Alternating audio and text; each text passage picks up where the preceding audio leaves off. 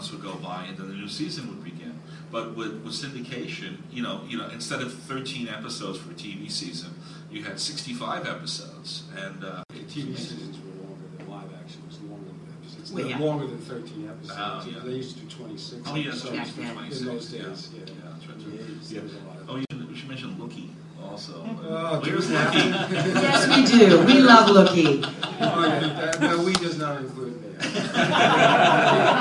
Most of us with taste. And I have taste. Well, I remember Arthur pushed that, because I think we were like about 5 shows in when Arthur said, we got to put Lookie, we got to get Lookie in the show. Well, they wanted the moral message again. Yeah. Which was okay with me if the moral message followed the story. That, on the other hand, I think if you shouldn't be sending a message, you're trying to entertain. But you can send a good message. But it does not, if you are sending a message, it should be hidden in the story. And then they'll get it. They want it if you just do a speech about the moral issue. Well, you're kind of wrong about that, because there's a lot of fans. No, I'm not wrong. Well, I guess we have a disagreement. I've certainly spoken with a lot of fans who that really made a big difference to. Well, most of my moral messages were changed. That's why. Because when I wrote Troll's Dream, I specifically wanted to write a moral message about racism, because the show is about racism.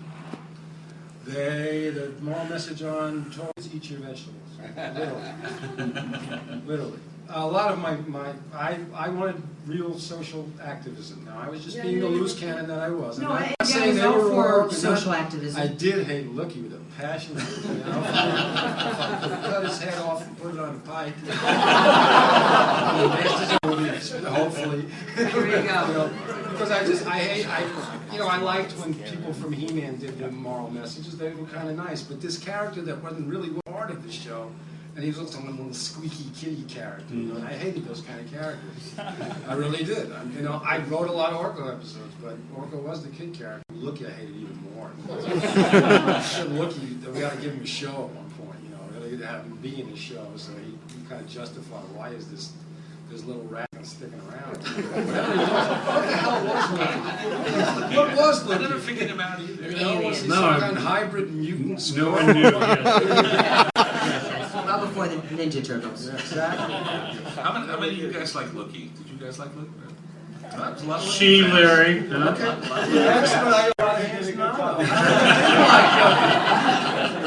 Oh, see, now they're afraid. Because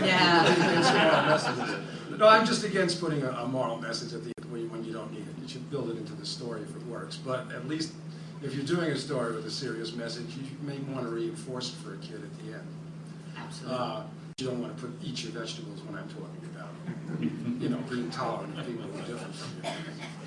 Yeah, we used to have one of the things too was that we had a child psychologist on staff. Oh, Gordon Berry. Yeah, Dr. Berry. Berry was and then was a stalwart of the Cosby Show as well. Yeah, that was it. Fat Yeah. Albert.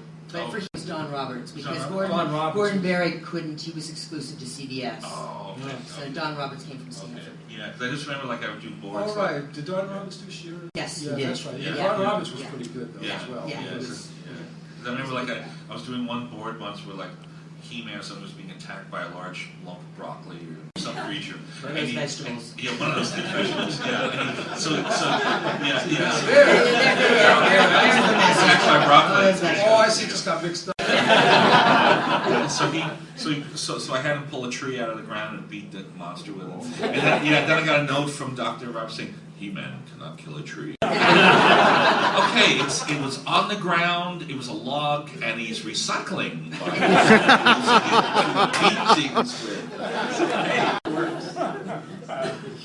I was going to talk about The Secret of the Sword as well, because that was your 5 first episodes that were edited into... Right, yeah, they laid that little bomb on and they said, we want to... They did not tell me that they were going to make a movie out of it. No. They just said they wanted a 5-parter to open the show. And they said, good. I said, yes, of course I can do that. I'd love to do it. I started as a movie writer. I wanted to write a movie.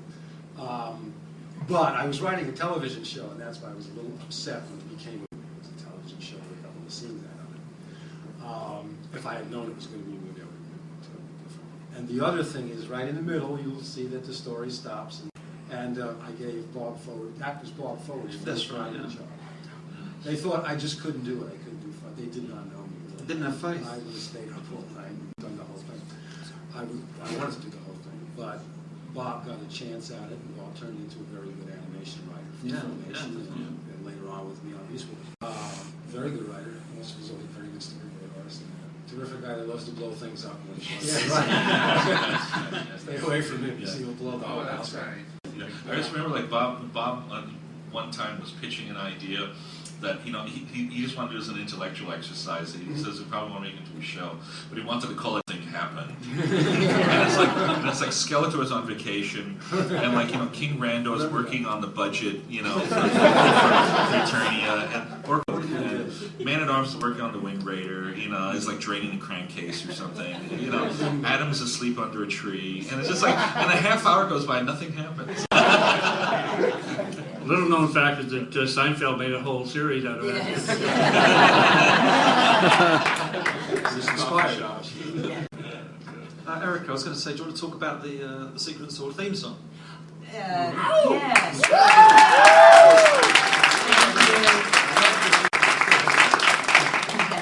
That's okay. We agree to disagree. Well, that was very exciting. It was a real challenge because, sister, you want to, write a song that is universal but also specific. It was very exciting for me, though, to get that opportunity, and just really felt that it was important that we really bring in, the power of love and the honor of that, and bring this brother and sister together. A lot of fun to record and sing and work in Haim Saban's studio way back when Haim was a little nothing. Yes. We were all better off. Before Thank you. My dad may say fuck Mattel, but I say no. It was really exciting, and I even, through the help of the sales department, we got like $30,000 from France, video of it. And that's how we got to put together. I don't know if any of you have seen that. There's a little, it's sort of out there or whatever. And that was very exciting. I got to work together with Heisey on that, and the two of us sort of through stock material. We had to do everything, on a really tight budget, and we made it all work out. It was very exciting, and I've got to tell you, I've gotten notes from people who've gotten married to that song, and it's a good song. It just absolutely, it blows me away, and I can't tell you, it just brings tears to my eyes. It's a good song. So I'm so glad that it captured what you wanted to hear. The other thing I remember about The Secret of the Sword is that I was sitting right next to Lou at the premiere, and the credit came on, and I turned to Lou and said, "Lou, you spelled my name wrong." He did. He had left a letter out of it. They left the I out of it at the end. And he said, "Oh, no." I said, "You did that." I said, "Look." He said, "Oh." And he apologized, But I had never, again, the fire is the opening. That's really the secret of the sword. I would say without the secret weapon in the middle. Yeah. If I could have took out Bob's story and just did it for the music, and then I wouldn't have had to cut the middle, and I could have put the good scenes that I had that I couldn't put in. I was going to say, going on from the movie, it's like the first 5 parts, the series, like the Horde become more comical villains over the course of the remaining. The Horde was pretty comical. Yeah. Well, we always had a really, we didn't. Yeah, we always had comment, Mantena, and being dropped down the trap. I should tell you, I love that joke. I do that 1,000 times. And Imp was great. George DiCenzo was very good as well. But he wasn't actually as comic opera as Thor was. No. But he was kind of comic opera as well. That was the Filmation style. It was okay. It was a way to take the edge off of this sort of aggressive aspect, and that was very important. Now, my regret is that I had to leave Shearer after that. Yeah, I was going to ask. I didn't have to leave Shearer, but I got a better job. George Straczynski was left to go to Deke, and he said, why don't you go as well? He says, they had to hire you, get paid 3 times as much, But now he wasn't there as long as I was. I was there about 3-4 years, and Filmation was kind of like I was going to ask, like, It what was- was it it like was a working very- at other companies post Well, Filmation? except that Arthur was a little. He didn't want the writers going fooling around with the ink and story, but he didn't. He felt that we were colluding if we did that. Because Which we we should were, be. yeah. He had us chained to desks in the thing, especially Roby. That's under my desk. Absolutely. They don't know. No, that's a true story. One day Lou came in and found Roby sleeping on his. No, Arthur did. He said, "Suppose Lou goes by." Your ass is really.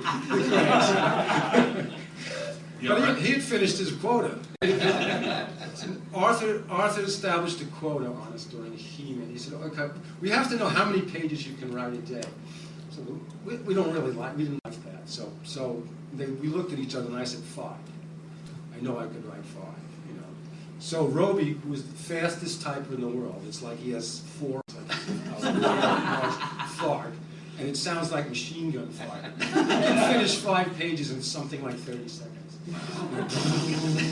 And then there would be quiet from the rest of the day from that office. And he would be either sleeping or he'd walk around the studio and he'd be so they said, "Oh, you can't the ink and painters, you can't talk to the story," but we did on the side.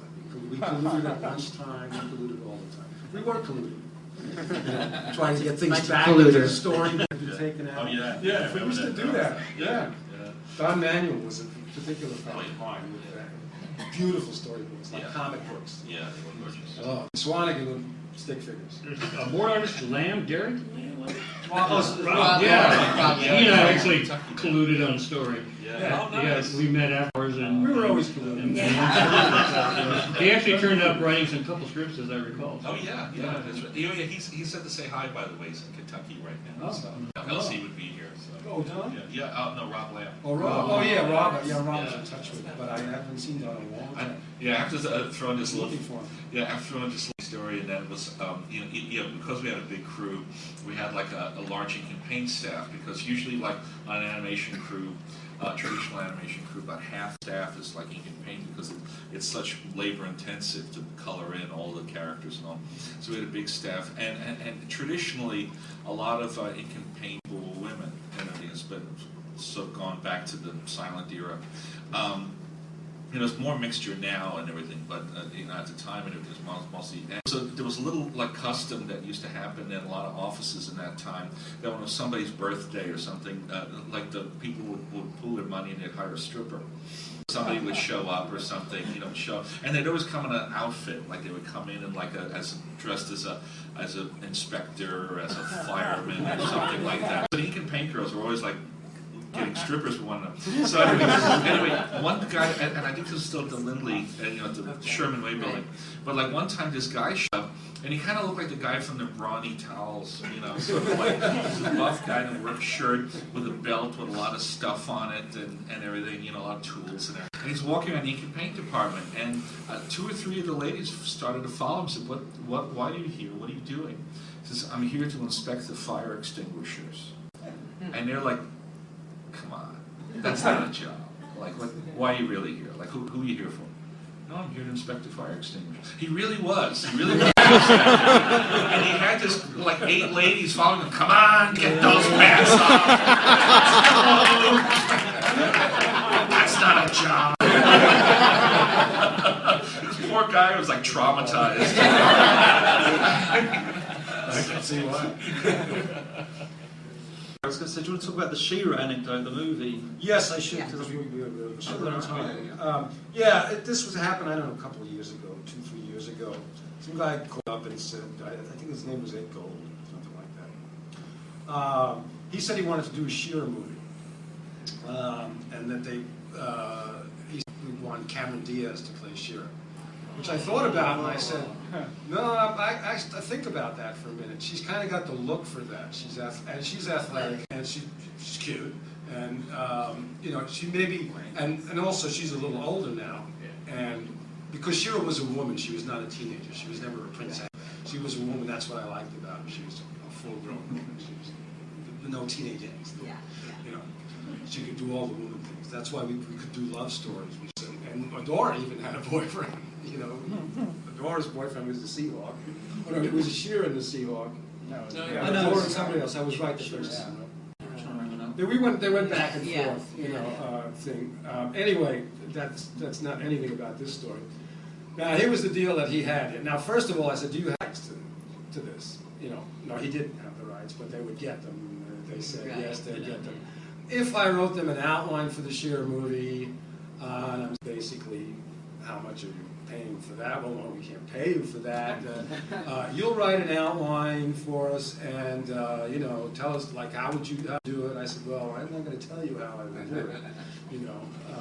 I said I would write up how I would do it, but I am a professional writer and I don't work for no money. That's what that is. I'll tell you what, I'll go home and I'll think about it a little bit. And when I thought about it, I thought, at the time I didn't have a job and I was looking for something to do. And of course it was appealing to me, actually, since I had started as a film writer. I thought about it and I put some notes down on it, and then I said, what am I doing? I can't even give them those notes. I said, because this guy's this is not a deal, right? This is nothing. Like, we're going to do this. I said, if that's how, I said, if you give me a contract that puts me on the picture as a producer, then you can pay me as a producer to write the outline. I said, because I will be the producer anyway, and to write the script. He said, well, we can't assure you that. I said, good. When you have money and you're serious about this, come back and call me. He hasn't called me since. I did write up a thing about how I would do a new Shearer. So if you want to hear that, Yes, please. It was, and then basically this kind of tells what my overall. It was reinvent Shearer for the 2000s. Start all over with a new character. There's two basic options. I said, give her a new art mission. I said that was not my preferred method. First of all, there were all these practical considerations. Hordak would probably not be doing such a movie because they're not in the Mattel's toy line anymore, unless they wanted to come back to that toy line. So they would have to be out of it. So I liked the stick to the old main cast, which is basically Shearer and Adora for unmissions. The horse stays. By all means, the horse is an essential part of the story. The flying horse, love it. The Pegasus and Clash of Titans. You love that, right? Yeah, and with Lou's voice break. I love that horse, man. And I was planning on doing a story where since you hadn't seen Shearer for many years, about 20 years at that point, they had the Great Rebellion had not. They kicked the Horde's ass, and they just sent them home. They sent them home, which they would have done eventually, had I continued on Shearer. I think knocked the Horde off. I said that's the way to do it, but they didn't get Shadow Weaver. Shadow Weaver was from Etheria, right? So it's Shadow Weaver leading bad villain girls, and the band of the bad villain girls, and Shearer leading the original Glimmer and cast this band. All those people. That was big. Oh, and I was going to add Octavia to the bad girls because she was one of my favorite bad girls, the octopus lady. Okay, I stole Disney, but ours was more awful than the one in the Disney picture. Well, they took the Horde King from Skeletor, so Black Cauldron, and you finally see the Horned King, and you go, looks like Skeletor. Skeletor has more character. And the other thing, I'm not going to read this because I don't really have the time for it. The tone was, I was again thinking, I always tried to do science fiction stories. In fact, I pitched 3 of them to Arthur. He turned them all down. I think this Happy Birthday Roboto, and that was Roboto's only appearance on He-Man. And I did the cliche birthday story. You deserved better than me. I like that character. You guys all know that Arthur Nadell was the head of writing. So Of course they do. he directed Elvis Presley's last movie. Yes, right. Yeah, there were 2 kinds of shows on the horizon. Terrifically violent shows that were all written by Sam Peckinpah, and Little House on the Prairie type shows were written by Arthur Nadell. That's why our show wasn't written by Sam Peckinpah. My first job in animation, I thought all was supposed to be like that because working for Arthur was really a treat. And I have a story, an Arthur story, that Larry went on vacation, and I think he sent back a postcard, And Arthur took the postcard, put it up on the bulletin board, and said, "Nice postcard, Larry. I only have a few changes." So Arthur. That was Arthur. It's kind of dry wit, you know, and never overhand, but And he looked like Groucho Marx. yeah, he did. Yeah. The only other thing I asked about the movie was that they not make her a teen. Yeah. I didn't want to young down the cast. No. It's hard enough for old actors to get now anyway. So really it is. So that's my Shearer movie story. I hope someday that maybe this guy will never come back to me because he was totally escaped. There are a dime a dozen in this town, and you've got to watch out for for new writers. Protect your material. Oh, yeah. Register with the Writers Guild. They can do it. You can register animation scripts though; it's not under their jurisdiction. You're out of time or not? No, With the bigger almost, budget, with yes. Shearer, we have. We did have a bigger budget on Shearer, and the other thing is we had tons of stock footage from He-Man, and we did lots of crossovers with He-Man. Now, of course, the thing about Shearer when we started was we had done 130 episodes, and no one ever said He-Man had a sister. Never. It was like, what is she, like the ugly sister? Back in the movie room over there. She's back at the back of the house, and then I said, well, that's stupid. See, this is the great thing. It was about doing magic. You have magic. Magic wasn't on the good guys' side so much in He-Man, but all of Shearer's crowd was magical. They were women. That was their power. They were magic. We are ladies. Right. That was a. But I loved the episodes I wrote on Shearer because I felt it was my show. I did really do most of the work on it. Very, very proprietary about it, and I really liked writing it. And I think I could have done the second season and made it even better. But economics, you had to move on. And by the way, Lou, he said if I could match them, I'd pay it to you, but I can't. I said I know it, Lou, and I said I really hate leaving, but I got to move on and up. It probably was a mistake in some part because I probably would come in a producer position in Filmation had I stayed. On the other hand, I got walked, so maybe it was meant to be. You lucked out, yeah. It was fate, Yeah. Went over to Deke, where I hated it. Deke was horrible. Deke was Jason the Wheel Warriors. What a stupid premise. Monster trucks that grow from plants. Well, no conventions for them. Straczynski and I just looked at each other and said, trucks that grow out of plants. Okay, we'll get back to you on that. However, we did take that job because we could kill everything in sight. They needed the scripts. We had to write a script a week on Jason the Wheel Warriors. We kind of had to do that on Shearer too, but we had a little time because we had also other writers writing the show. Only Straczynski and I were writing Jason the Wheel Warriors. And it had to go on the air like in a month or something. And he wrote 12 and I wrote 11. Yeah. So between us, we did one a week. So they couldn't make notes. They had to make notes. We had to put it immediately in production.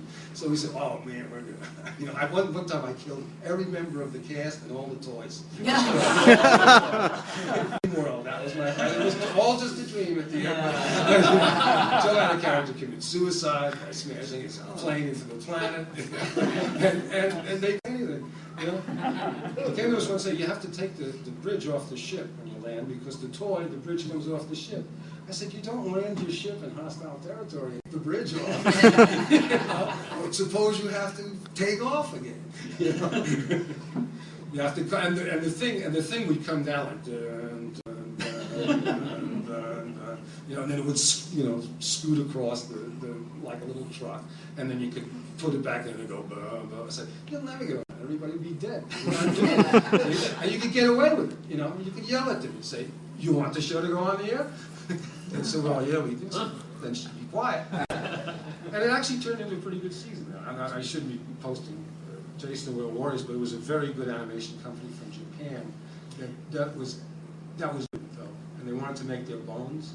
And for limited animation, it had really great animation. But it had like the stupid premise. It just could not Masterminds. Oh, hopefully. But the animation was good. We did like that, and we were able to tell some tougher stories there. But Shira was my baby, always will. And Melindy was a large part of that because she could do both Adora. They sounded different, Adora and Shira, and then she was very regal as Shira. She was very much, lick your butt. That's why I wrote Huntara, so she'd have a good butt to kick. Yeah. And also to get a little diversity into the cast. That was very cool. What were the voice sessions like and everything with all the cast? It was a joy to work with everybody. Everybody sort of did their homework, including me. Yes, because that's what you said. Yes, Characters. exactly. Angela, Froster, Imp. Yeah, it was Loki. like Loki. Yes, sorry. We won't say that. We won't mention that one again. And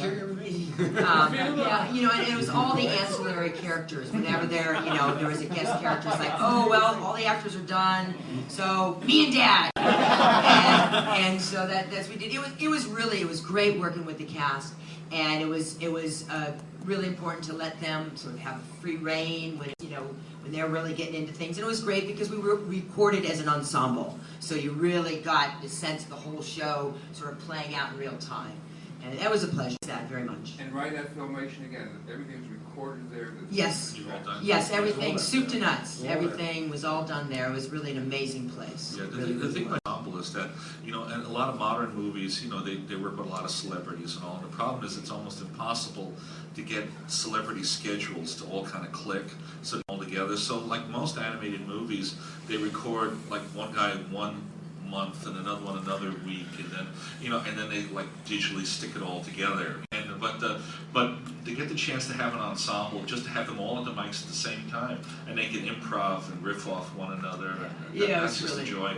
Yeah, it was a lot for them too. They had a blast. It was family-like for them. The whole thing was really a very homegrown kind of thing. Even though it got pretty big, but he stayed really small. Okay, starting with Francis and working down this way. I was going to say, what's your enduring memory of working on She-Ra? Well, as I say, it spoiled me for a lot of the rest of the work I did because what Erica says, it was like a family. You felt like you could talk to people and it wasn't just about business and stuff like that. And I remember, this seems like 19th century now, a little 3x3 windowless cubicle with an item selector typewriter. And people don't even know what that is. It's sort of like it's astonishing to me that we could do that, and that thing. But it was so much fun, and we would have Larry and Joe Straczynski and I. We had a contest about who could finish your script first. I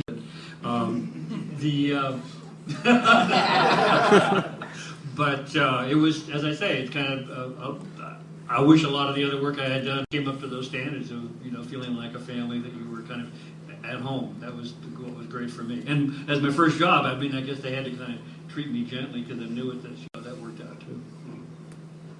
Mr. C? Yeah, I'd say like what I enjoyed about it. Well, again, it was like my first direction, and I was very happy that Lou and and everybody took a chance on me because there were a lot of people with like seniority. There was a lot of older artists and stuff, and I remember like a little dodgy at first because I remember my retakes director was like my mother's age, and there was a lot of people who was older than me, and I remember like going over the show.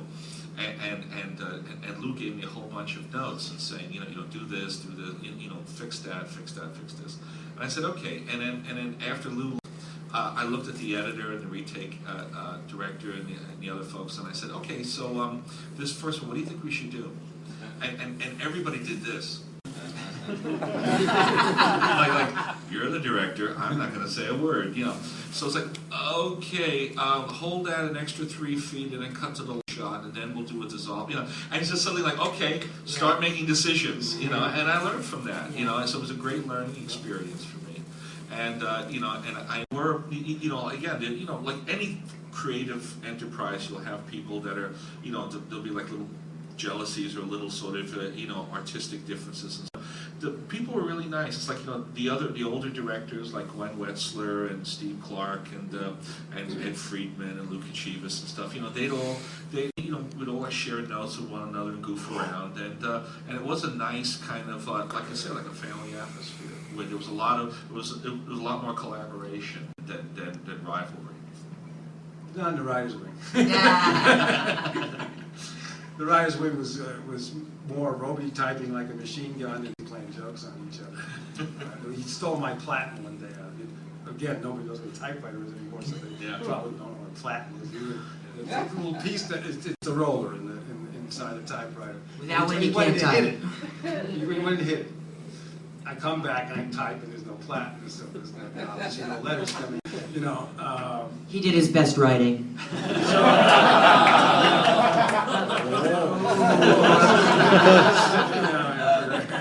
Gotta keep him laughing. So I said, Joe, come on, hand it over. I said, or I'm going to set your office on fire. He said, yeah, all right. I said, and so I smoked at that time, and I took my lighter out of my pocket, and of course, all of us had except for Roby lived in a Spartan. He had a table and a chair, and that was it. Most of the time he was under the table and a pillow. I had a big back chair so I could sleep without Arthur noticing. 8 o'clock in the morning, my brain is not even there, and I have to go an hour to the valley. I said 8 o'clock, I'm not here, so I'm going to take 1 hour nap. I keep my hand, and I make it up later.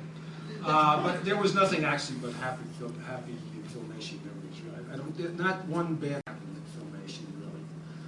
We had fights and stuff.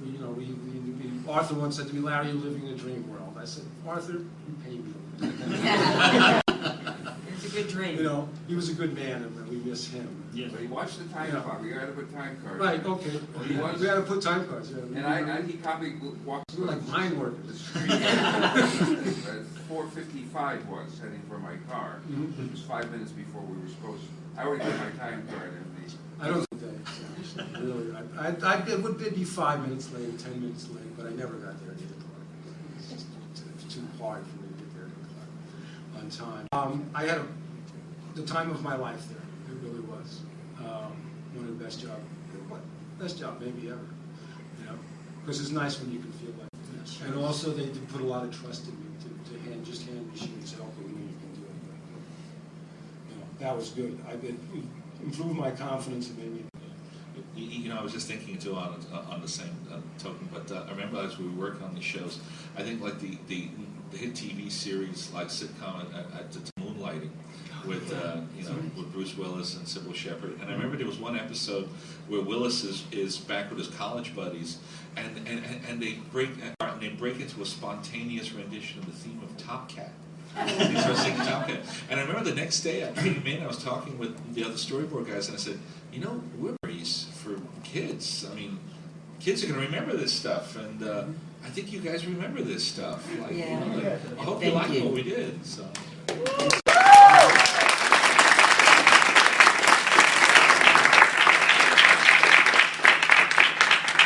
Okay. We'll be signing in after this. And on that note, I just want to, before I say thank you to the panel, I just want to give a big, huge shout out to Lou Scheimer. Yeah. And we all wish you could be here today.